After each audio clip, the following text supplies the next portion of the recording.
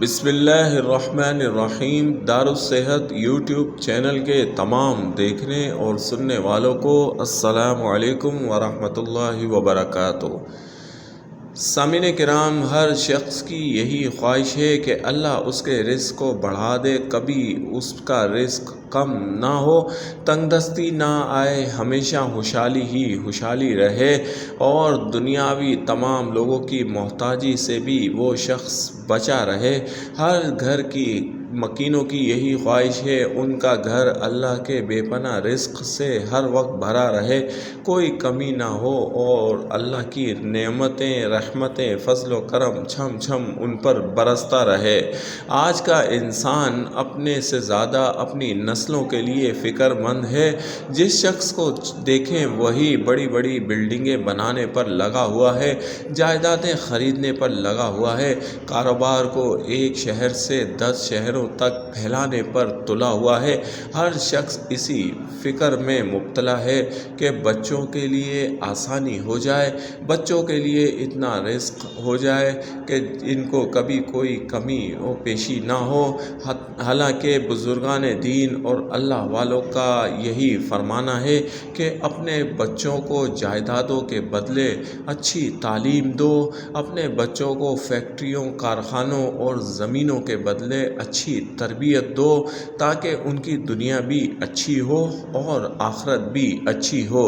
جائیدادوں والے بچوں کو ہم نے عدالتوں میں ہی رلتے دیکھا ہے اور ان کو ایک دوسرے پر الزام لگاتے دیکھا ہے، حتیٰ کہ جائیداد کے لیے، زمین کے لیے، فیکٹریوں کے لیے یہی بچے ایک دوسرے کے دست و گریبان ہو جاتے ہیں اور قتل تک کر دیتے ہیں۔ سامعین کرام، اللہ رب العالمین سے مانگنے والا انسان کبھی نا امید نہیں رہتا، اس کے مقصد کو اللہ ضرور پورا کرتا ہے۔ ہمیں دنیاوی چیزیں اکٹھے کرنے کے بجائے اللہ سے لو لگانی چاہیے اور اپنے اعمال کو ایسا کرنا چاہیے کہ جس سے اللہ تبارک و تعالی ہماری نسلوں تک خوشحالی کو رکھ دے، ہماری نسلوں تک کشادگی عطا فرما دے، ہمارے بچے اللہ کی حفاظت میں رہیں، ہمارے بچوں کا کبھی رزق ختم نہ ہو، کبھی تنگ دستی ان پر نہ آئے اور سدا خوشحالی ہی رہے۔ یہ کام صرف اللہ تبارک و تعالی کی مدد سے، اس کے فضل و کرم سے ہی ہو سکتا ہے۔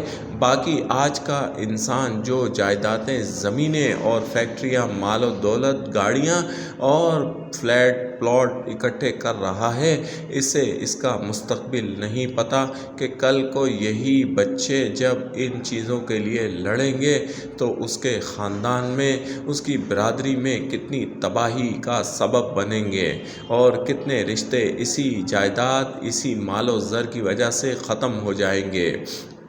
سامعین کرام، آج کا وظیفہ اللہ رب العالمین سے ہمیشہ خوشحالی اور کشادگی پانے کا وظیفہ ہے۔ سورۃ الفاتحہ کا وظیفہ ہے۔ عرش کے خزانوں میں سے ایک خزانہ ہے۔ یہ اللہ کے خصوصی کرم اور فضل ہے کہ اس نے امت محمدیہ صلی اللہ علیہ وآلہ وسلم کو یہ خزانہ عطا فرمایا۔ سامعین کرام، سورۃ الفاتحہ پڑھنے والے کی نسلوں تک کا رزق بڑھا دیا جاتا ہے۔ جو اس طریقے سے سورۃ الفاتحہ پڑھتا ہے اسے کبھی تنگ دستی نہیں آتی، اسے کبھی محتاجی نہیں آتی، ہمیشہ خوشحال رہتا ہے اور اس شخص کو کبھی کسی سے کچھ بھی مانگنے کی ضرورت نہیں پیش آتی۔ اللہ کا فضل و کرم اس شخص کو گھیرے رہتا ہے۔ طریقہ کار یہ ہے کہ آپ ہر نماز کے بعد باوضو حالت میں بیٹھ جائیں، 11 بار درود شریف پڑھیں اور 7 مرتبہ سورۃ الفاتحہ اس طریقے سے پڑھیں کہ جب آپ سورۃ الفاتحہ پڑھ رہے ہوں تو ایاک نعبد و ایاک نستعین، ایاک نعبد و ایاک نستعین پر جب آئیں تو اس آیت مبارکہ کو 7 مرتبہ دہرائیں۔ 7 مرتبہ ایاک نعبد و ایاک نستعین دہرانے کے بعد پھر سورۃ الفاتحہ مکمل کر لیں۔ یہ ایک مرتبہ ہو گئی، پھر اسی طریقے سے دوسری مرتبہ، تیسری، چوتھی، پانچویں، چھٹی اور 7ویں دفعہ سورۃ الفاتحہ اسی طریقے سے مکمل کر لیں۔ پھر 11 بار درود شریف پڑھ کر اللہ سے سدا खुशहाली, कुशादगी और फजल व करम की दुआ करें।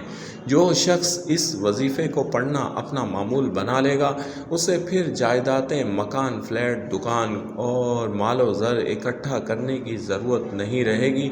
अल्लाह उसके नस्लों तक के रिज़्क़ को बढ़ा देगा, 7 नस्लों तक उसको रिज़्क़ अता फरमा देगा, खुशहाली, कुशादगी और खैर व बरकत अता फरमाएगा।